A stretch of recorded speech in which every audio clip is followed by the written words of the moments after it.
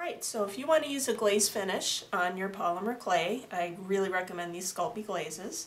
This is the satin, this is the gloss. The jars look similar, but if you'll notice, this one has more pink on the label and this one is more purple, so when you're looking for it in the store, you'll know which one you want to get. The satin glaze has a little bit more of a matte finish, and the gloss glaze will give you a nice shiny finish.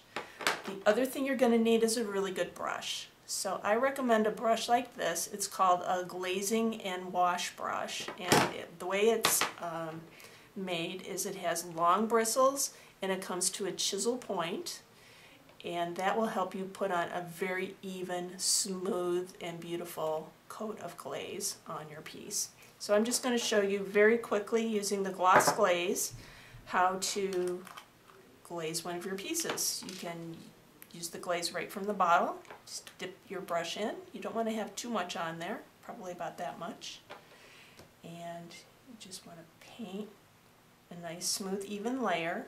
One thing I love about the Sculpey glazes is they are self-leveling, which means that the brush strokes will level out without you needing to stroke them too much. You just want to stroke it enough so that they're even and then leave that on there. So it takes maybe half an hour to dry. And if you want to make the finish a little more permanent, you can bake it at 275 for 5 to 10 minutes. You do want to use the glazes only on baked clay. You don't want to use them on raw clay. Okay, so after you're done using this beautiful brush to paint on your Sculpey glaze, you want to do a proper maintenance of the brush. One thing you want to make sure to do is anytime you're not using it, always dip it in a water cup so that the glaze doesn't have a chance to dry on the bristles. And when you're done, you want to just rinse it off, and then you want to stroke it on a paper towel like this to get all that water off.